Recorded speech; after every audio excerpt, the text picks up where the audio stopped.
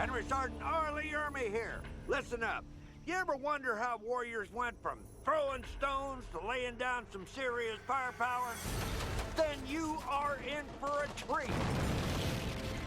On this episode, we're pushing the pedal to the metal and shooting up a storm with... No, Einstein, that is not a tank. That is an armored fighting vehicle. The armor-plated, multitasking vehicles designed to do everything from carry troops to field reconnaissance to bringing their own brand of firepower to the battlefield.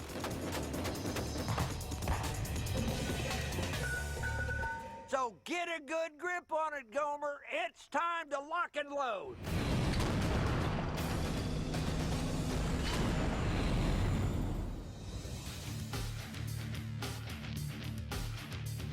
This is one of the most devastating weapons in our arsenal today, and a lot of people get very confused about it. Damn thing's got tracks like a tank. Got a big-ass gun like a tank.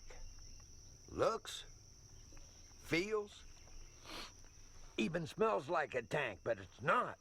So you're probably asking yourself, well, what is it? It's a butt-kicking Bradley, an armored fighting vehicle. And it's different from a tank like this Abrams. You see, the tank's main job is to spearhead an attack ahead of advancing infantry. Armored fighting vehicles are designed to get to troops where they're needed, so they can go in and finish the job. I guess you could argue that the legendary Trojan horse of Greek mythology was one of the earliest examples of armored personnel carriers. But things didn't really get going with AFVs until the arrival of the internal combustion engine.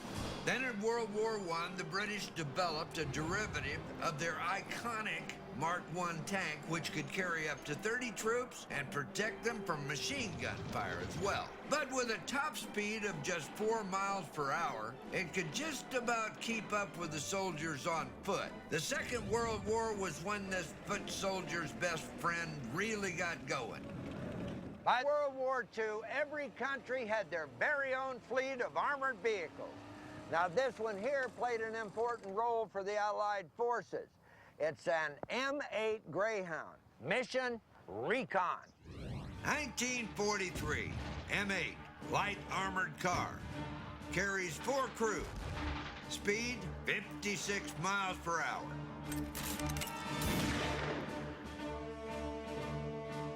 The American M8 was introduced to World War II in 1943. Its main job was reconnaissance. It would cruise ahead of the division, look for signs of the enemy, then radio that intel back to the command. It had to be light and fast, and that's why the Brits called it the Greyhound. And its 6-wheel design gave it that speed. It also packed machine guns and hard-hitting cannons. Plus, its armor could repel most small arms fire. And here's my good buddy, Harlan Glenn, to tell us about it. There's 19 millimeters of armor plate up here and in the front.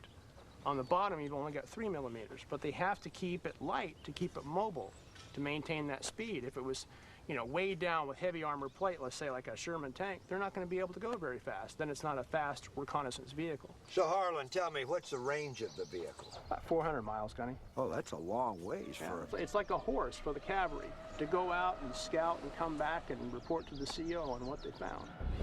The M8 was so stealthy at carrying out its wartime recon work, the Nazis nicknamed these units the Ghosts of Patton's Army. Well, let's see how this ghostly Greyhound moves.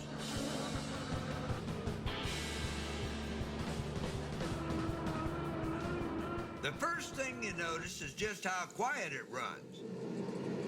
Not bad at all. Perfect for snooping around on a recon mission. But what I'm really interested in is how it shoots. The machine gunner's job was to lay down firepower while the driver got them out of trouble. So what we've done is we've set up a little drill to demonstrate how the Greyhound does when the lead starts flying. Oh yeah, full speed ahead, guys. Let's get it done.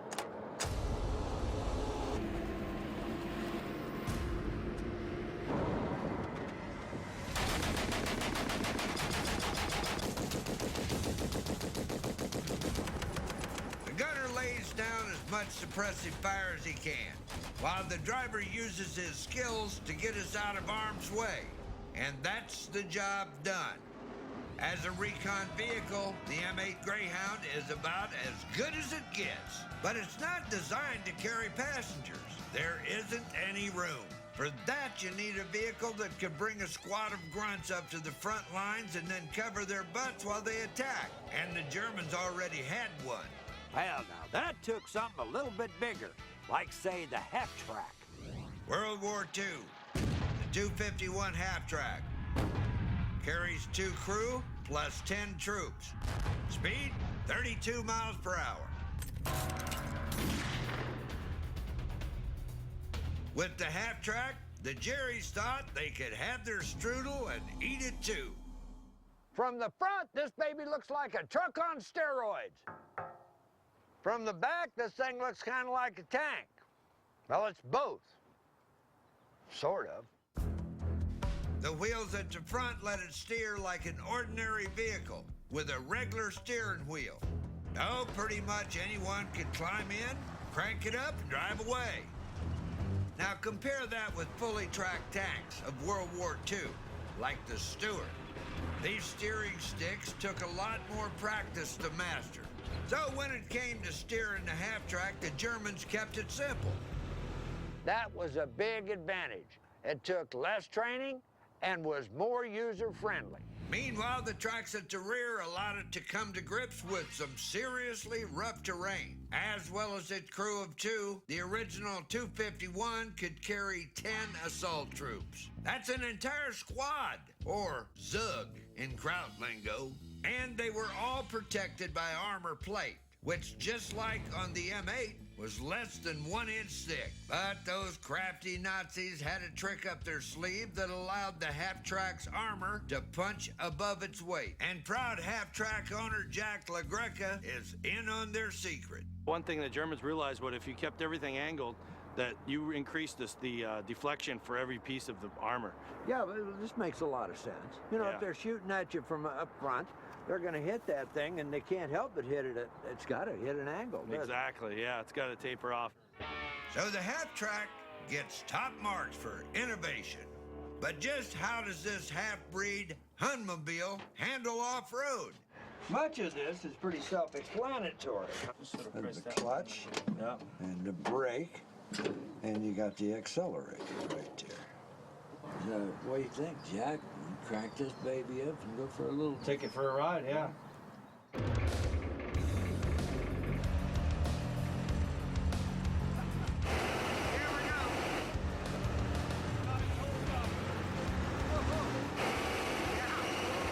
The half-track is not powered by the front wheels. They're just for steering. All the drive comes from the Caterpillar tracks on the back. These got the German grenadiers across terrain the M8 could only dream about. The 251 didn't just haul troops around. No, sir. The Germans mounted everything from machine guns to howitzers on this thing, which turned it into a fast-moving, deadly weapon. Like the 20mm flak gun. Now, we can't fire this one because it's a museum piece.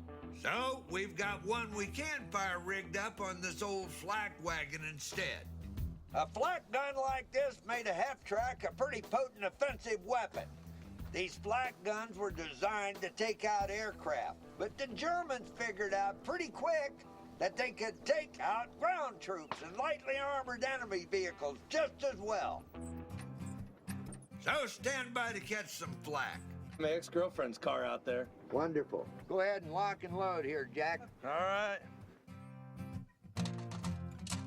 Charge him, we're loaded. All right, here we go. Now, the flak gun ain't no point-and-shoot affair. Your hands are busy adjusting the traverse and elevation of the gun. So you've got to fire this thing with your feet, and I've got an itchy trigger toe. All right, here we go.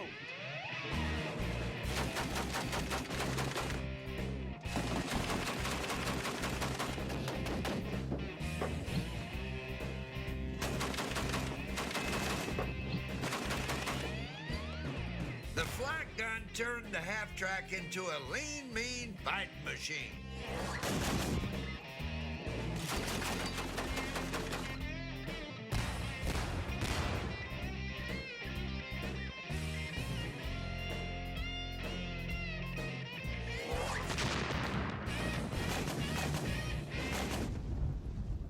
Right, yeah, that's what I like to see. Nothing quite like the smell of black powder in the morning. Now remember, the half-track was designed for a totally different role than the M8. It carried troops over rough terrain and put them where they needed to be.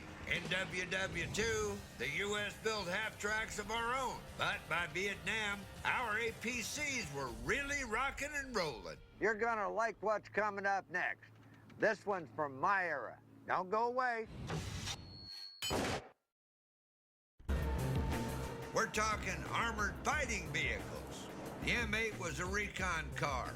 Its 6 wheels were only so-so for off-road work.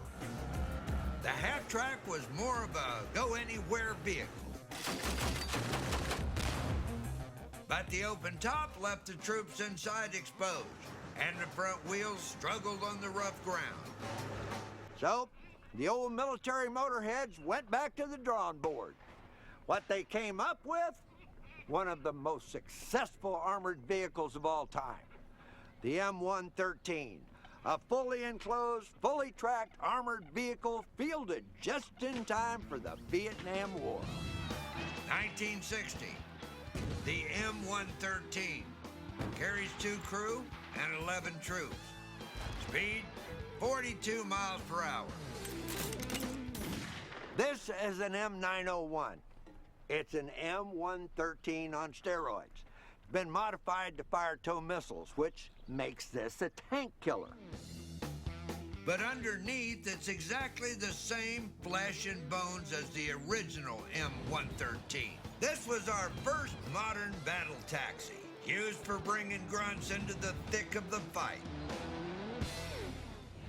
Because the M113 was a fully tracked vehicle, it could handle all the challenging terrain that Southeast Asia could throw at it.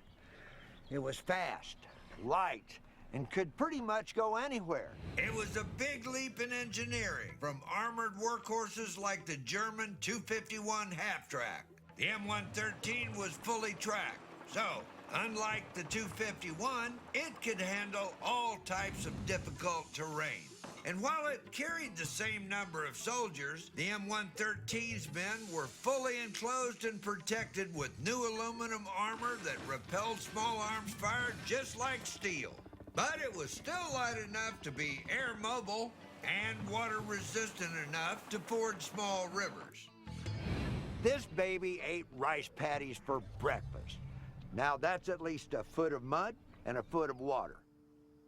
And as Staff Sergeant Ian Brown explains, it could handle much deeper water than that.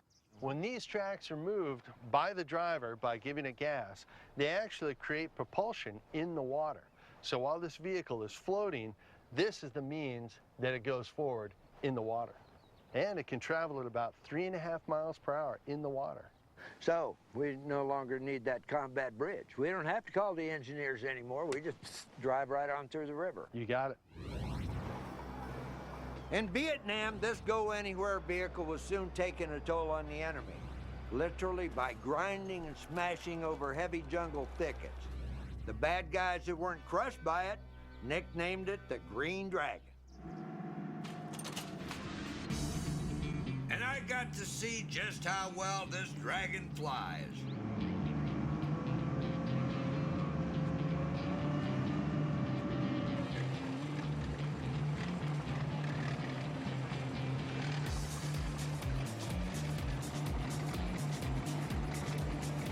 This post-Vietnam variant, the M901, can get up to 40 miles an hour. Now, that's not up there with the M8's 56 miles an hour, but it leaves the slower half-track in the dust. And if you were paying attention earlier, then you'd know that you drove the half-track with a steering wheel. Back in the day, though, any fully tracked vehicle still needed the old-fashioned steering sticks, and the M113 wasn't any different. For the troops riding in the back, it wasn't exactly the lap of luxury. Inside, it's noisy, bumpy, and hot. Well, at least it was fully enclosed. And it did provide some protection from above for the 11 grunts who rode inside. But it didn't take the bad guys long to find its Achilles heel. The M113 had a weak underbelly. The Viet Cong cleverly placed mines and booby traps along roads and trails. This would lead, as you know, to a lot of the troops riding on the top of the APC, because when those mines and booby traps went off, they would decimate the inside. That's why you'd see the M113 going by with an entire squad riding on top. That lightweight armor was great for speed, but gave you pretty much zip in the protection department. Even so, its sheer versatility kept it in service. M113 quickly became the backbone of the infantry. The designers created several variations. You could pretty much put any weapon you wanted on the M113. Some of them had flamethrowers, others had grenade launchers. Later, they had tow anti-tank missiles. And there was always the good old Claymore mine. And of course, not forgetting the trusty 50 caliber heavy machine gun. This baby will do some serious damage.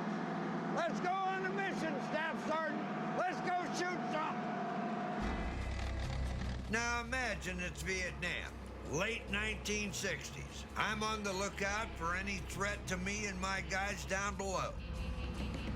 That bamboo hut looks like a good spot to hide an enemy ammo dump. So I figure it's time to give old Charlie a wake-up call.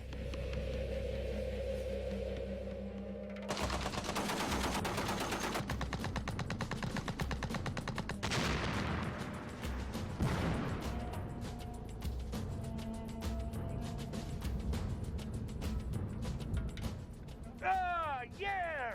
Good going. We got him. All right.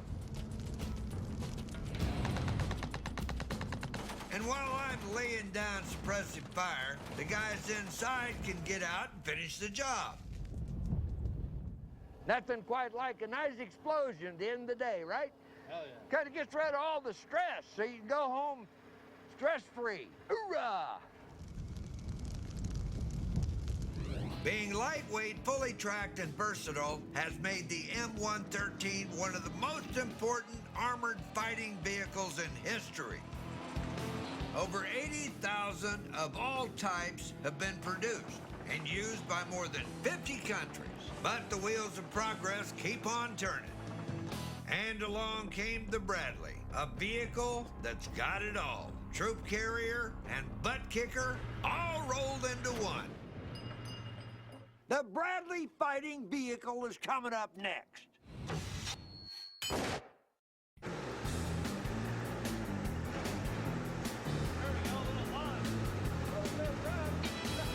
Armored vehicle design has come a long way since the half-track hit the battlefield carrying its troops and weapons.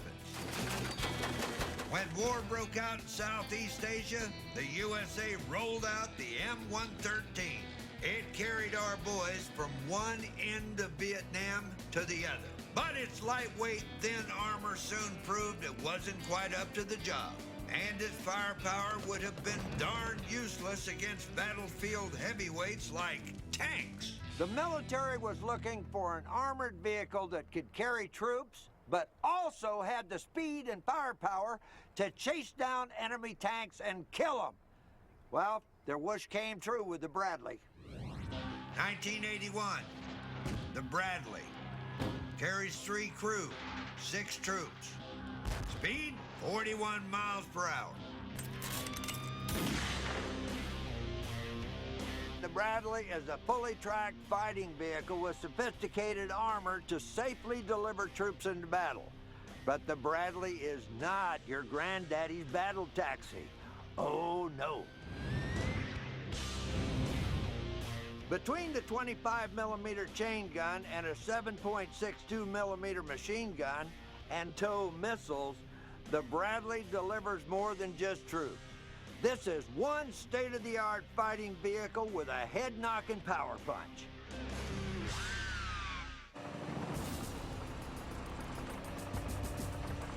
The Bradley has taken over from the M113 as the U.S. military's fully tracked fighting vehicle. It has a crew of 3 and carries up to 6 troops in the back.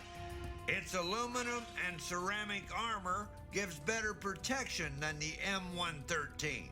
Its wider tracks make it more stable on rough ground, and it can even power through water at 7 miles an hour. Introduced back in 1981, it wasn't until the Gulf War, nearly a decade later, when it first saw action. Since then, over 6,000 of these bad boys have been patrolling the Badlands from Basra to Baghdad. U.S. Army Major McDonough earned himself a Bronze Star for service in Iraq. Here at the Aberdeen Test Center in Maryland, he's the Bradley go-to guy. It carries not just the firepower to destroy any vehicle in the world, but more importantly, it carries some dedicated infantrymen in the back. Basically, it can take troops to the battle, and then it can hang around and support those troops while they're fighting. Absolutely. During the first Gulf War, the Bradley destroyed more Iraqi armored vehicles than the mighty Abrams tank. But it also struggled against Iraqi anti-tank weapons, like rocket-propelled grenades. Its thin armor just doesn't offer enough protection. The same problem the German half-tracks couldn't beat with their angled armor. And the M113 also fell short with its aluminum armor. So for the Bradley, the solution was this: add-on armor. The Bradley Reactive Tile, or BRAT tile, which provides protection against all handheld anti-tank shoulder-fired missiles. The tiles are reactive armor that covers the front, sides, and turret of the Bradley. Each tile has a slab of explosive sandwiched between 2 metal plates. When hit, the explosive between the plates detonates, neutralizing the incoming round. An advantage the M113 never had back in Vietnam.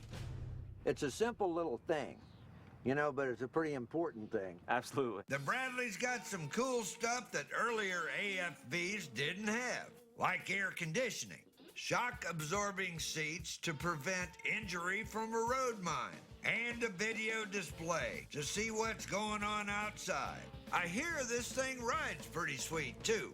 Let's see how this baby handles.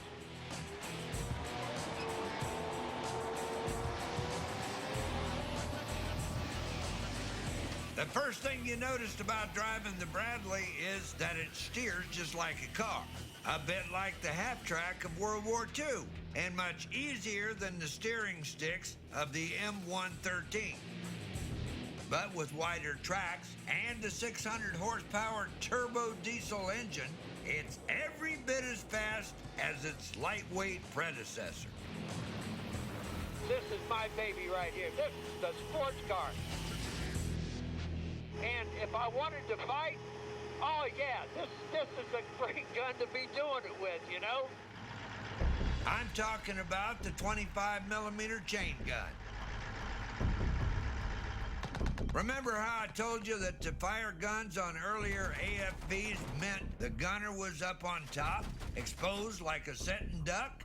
Well, with Bradley, the gunner is safe inside the vehicle, so he can concentrate on the job at hand instead of ducking. Okay, I'm aiming it in here. Getting a good zero on it. Now imagine this 2-inch steel plate is the side of an Iraqi tank. Okay, here goes, baby. I bet it's no match for a 25mm chain gun.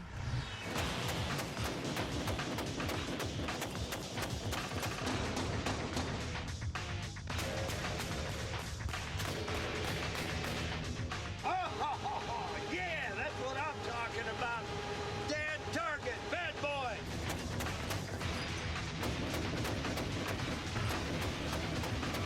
And with digital digital zoom control, it is deadly accurate. See for yourself.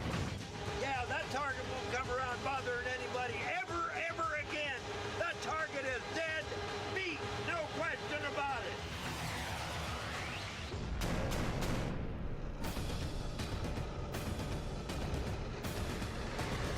But up against real heavy armor, the Bradley packs an even bigger punch, thanks to its TOW anti-tank missile. Now, the Bradley has to stop before it can fire these high-explosive, shape-charged warheads. Okay, missile away. But since they travel at close to the speed of sound and reach out 2.5 miles, there isn't much chance of escape. I'll be damned. That's neat stuff.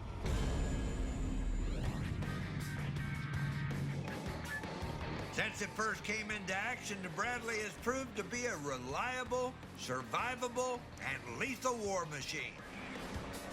But the modern battlefield needs even faster vehicles that can carry even more troops.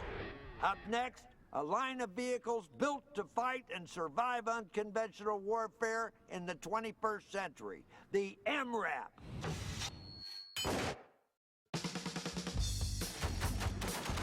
Okay, let's go over where we've been with the armored vehicle. World War II saw the M8 Recon car. It was light and fast on flat surfaces, but only carried a crew of 4. The half-track could carry a squad of 10 over rough terrain, but left them a little exposed up on top. The fully tracked M113 put the troops in a totally enclosed cabin, but it had lightweight armor, a weak belly. So the Bradley introduced high-tech reactive armor. But even that struggles against the ever-present threat from roadside bombs. So a brand new fleet of armored vehicles was created. 2004, the MRAP. Carries 2 crew plus 6 to 10 troops. Speed 65 miles an hour.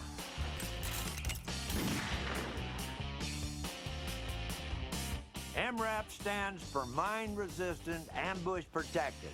It is a class of armored fighting vehicle specifically engineered with one major purpose in mind: to save the lives of troops by protecting them from IEDs or similar roadside bomb attacks. The American MRAP design was based on the lessons learned from the guys and gals fighting in Iraq and Afghanistan. Guys like Chief Warrant Officer Womble. Gunny, I was in Iraq in 2004, and we didn't have MRAPs. And at that time, all the services were scrambling to get all their vehicles equipped with whatever armor they could get. And I was actually on a Humvee that got hit with an IED, and it was not nice. Troop transports like Humvees and Jeeps have little, if any, armor underneath, making them vulnerable to mines and IEDs. The underside of these vehicles are riddled with pockets where the gas and blast waves of an explosion can be trapped and focused against the vehicle. The results can be deadly. What happened was all the services started putting in a requirement to get armor put on their FMTVs, MTVRs, Humvees. And what we ended up getting to was the MRAP platform. Now, these vehicles really are an engineering breakthrough. See, the MRAP has a smooth V-shaped hull. This not only acts like traditional armor, but the smooth sides stop the blast energy from getting trapped. And the V-shape deflects the shrapnel and blast energy out and away from the vehicle. And there's another feature on all MRAPs that helps the V-shaped hull to work. All the vehicles are designed with a raised chassis, which gives you a better standoff from where the blast would explode. So you've got the standoff, and then as the blast explodes, that V-shaped hull allows that fragmentation and the blast to blast outwards. Compare this to tracked vehicles like the M113 or the Bradley. They both set much closer to the ground, and their underbellies are flat, making them more vulnerable to an IED blast than an MRAP with its V-shaped hull. This life-saving design is incorporated into each variant type of the MRAP vehicles in service. And there's no shortage of those. These vehicles right here may all look different, but they're all the same family of MRAPs. There are 3 categories of them, and they all have the same mission: protect the troops. Category 1 MRAP are 4x4 vehicles used for patrol in urban areas and confined spaces, carrying up to 6 troops. And Chief Womble knows all about it. This is the BAE Cat 1 4x4. They took the original BAE Cat 1 and tweaked it, and this is what you're looking at. Why would they want something like this? Well, it's smaller, it's lighter than the Cat 2, so provides a little more mobility.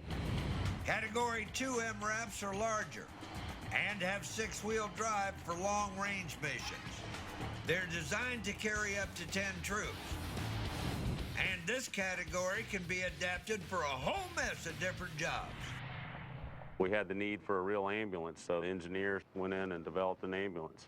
So it's got all the medical equipment in there that a standard ambulance does. So what about the Category 3? Well, there's only one type, and it's called the Buffalo. This is exclusive to the Explosive Ordnance Department for the disposal of IEDs and other threats. At 27 feet long, this is the biggest of the bunch, made for 2 crew, 4 engineers, and 1 EOD robot. Those are the guys, you know, that go out and pick up the IEDs and look at them, interrogate them, investigate them. And they can do that from the safety of the vehicle while a remote-controlled robotic arm checks out the suspected IED. They're finding more IEDs than IEDs that go off. You know, a lot of bang for your buck here as far as I'm concerned. If it saves one life, yeah, absolutely. More than 12,000 MRAPs have been deployed to Iraq and Afghanistan. We're continuously upgrading, re-engineering, and trying to improve all the platforms. Like this Category 2 MRAP here, called the Cougar. And it's being upgraded with a new independent suspension and lighter armor. That's to help keep it on track in the mountains of Afghanistan, where road conditions are, well, somewhat less than perfect. And the main thing, it protects the troops as it drives them into combat. Correct. That's the most important part of this vehicle. Yep. Let's take her for a spin on the Aberdeen Test Center driving course.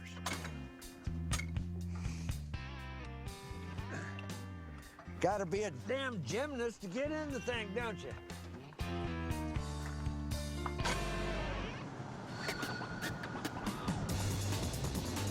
Each category of MRAP can travel at up to 65 miles per hour.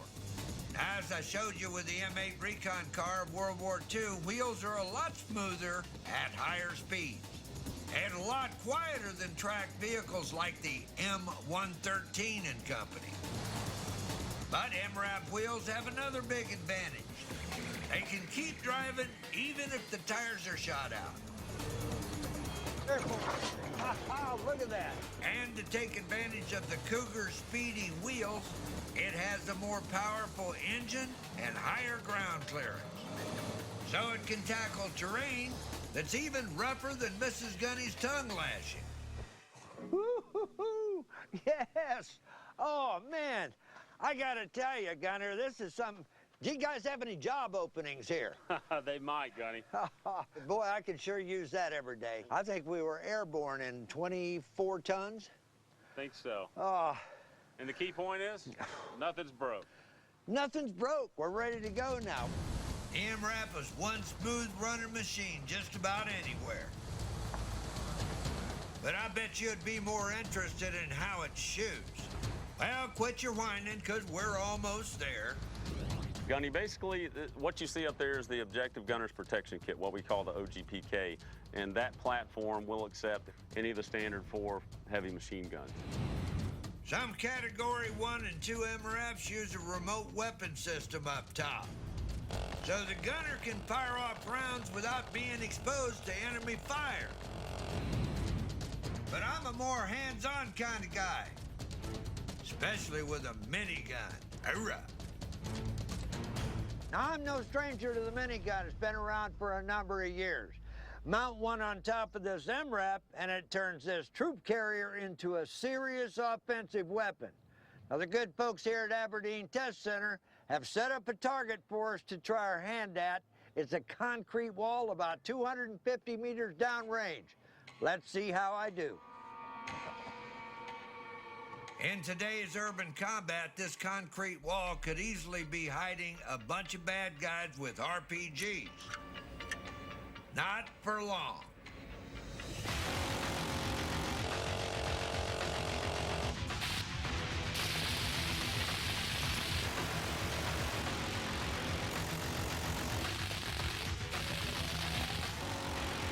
The minigun's rotating multi-barrels can fire off more than 3,000 rounds per minute. That's over 50 rounds a second.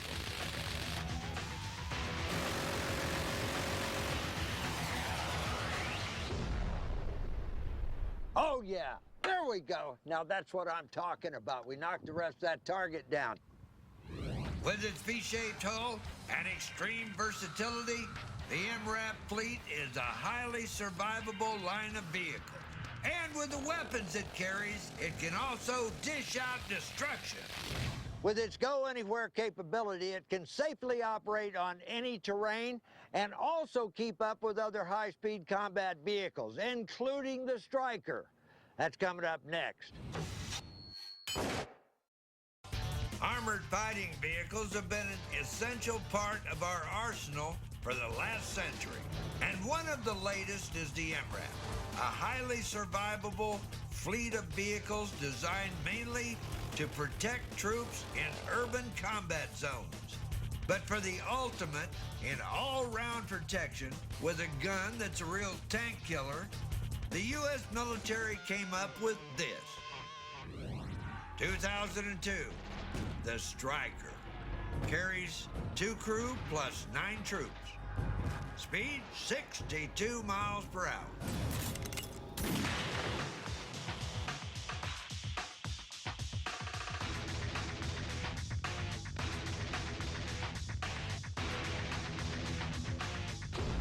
The Stryker is the centerpiece of the U.S. Army's high-tech transformation to becoming a modernized, well-trained, and well-equipped fighting machine. The Stryker takes the best of all other fighting vehicles and puts them all into one machine.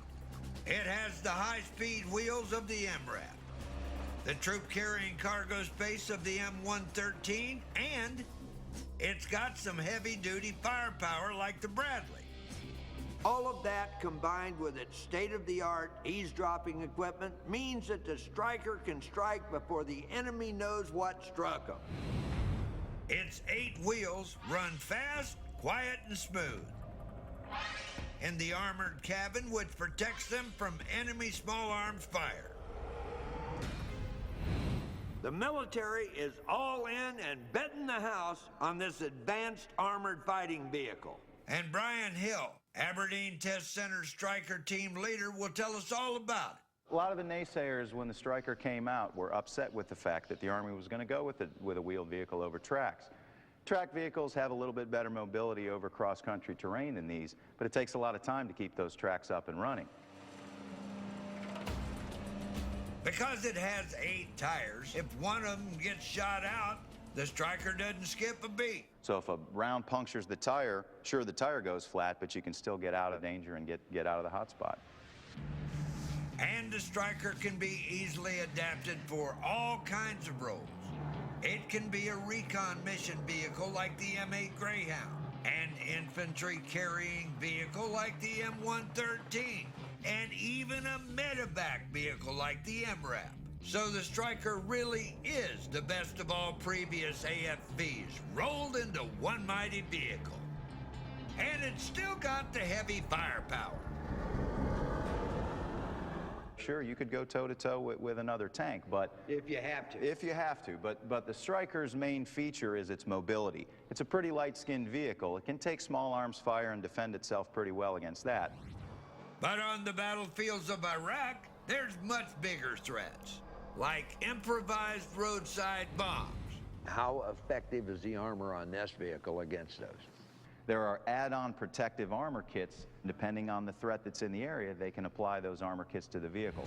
One of the major threats to the Stryker is the RPG, the rocket-propelled grenade. It's the enemy's weapon of choice. So the Stryker gets a special type of lightweight armor that doesn't slow the vehicle down.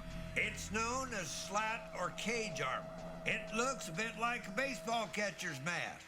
Basically, a grill of steel mesh that wraps around the vehicle. It causes the RPG to detonate before it even gets close to the Stryker's armored surface.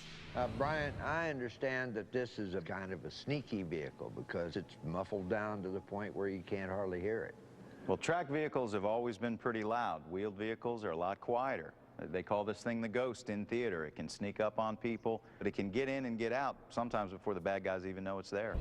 Now, remember the six-wheeled M8 armored car from World War II? It was so darn quiet, its crew became known as Patton's Ghosts.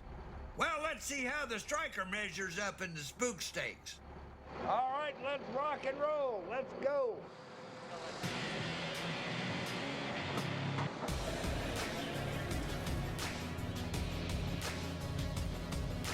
Now the Stryker drives at 62 miles per hour. It's a lot faster than the Bradley's top speed at around 42 miles per hour. And this steering wheel makes the Stryker a dream to maneuver. And being 8-wheel drive, this beast has some serious off-road capability. Now it's time to check out the weapons. The Stryker is built for speed and mobility, and that is a fact. With the amount of firepower it brings to the fight and this 105mm cannon I'm sitting on right here, hey, that's what separates the men from the boys. The 105mm is the biggest gun ever fitted to this type of vehicle. So, let's put this baby to the test. Well, right now, I'm in the commander's seat, you're in the gunner's seat. There are 8 rounds right between us right now. At any time, we can punch buttons up here on our front panel, select a round type, load it into the gun, and shoot it. Look how that round gets loaded automatically. You can shoot it during the day, you can shoot at night, any time of day in any weather condition. Okay, it's thermal, so that means you seek heat. Yes, that is right. This is what a thermal image looks like. Day or night, rain or shine. I'm seeing the bad guy and lining him up. Okay, Gunny, we have a tank hull at 2,400 meters, and we're ready to bust it. It's a clear day, so I'm just gonna line this tank up with my regular sights. There we go, right there, dead on. You are armed and you're clear to fire. Give us an on the way right before you pull the trigger. Round is on the way.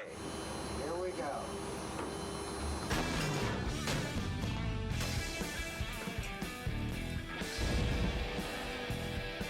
That's an armor-piercing round ripping into that tank. Maximum destruction at its finest. Absolute thing of beauty. But depending on the ammo, this bad boy can take out anything from soft targets to concrete bunkers. Perfect for quick response infantry support. Sure beats the heck out of the M8's machine gun, the half-track's flak gun, and the M113's weapons. And it does all this while racing around the battlefield at similar speeds to the MRAP.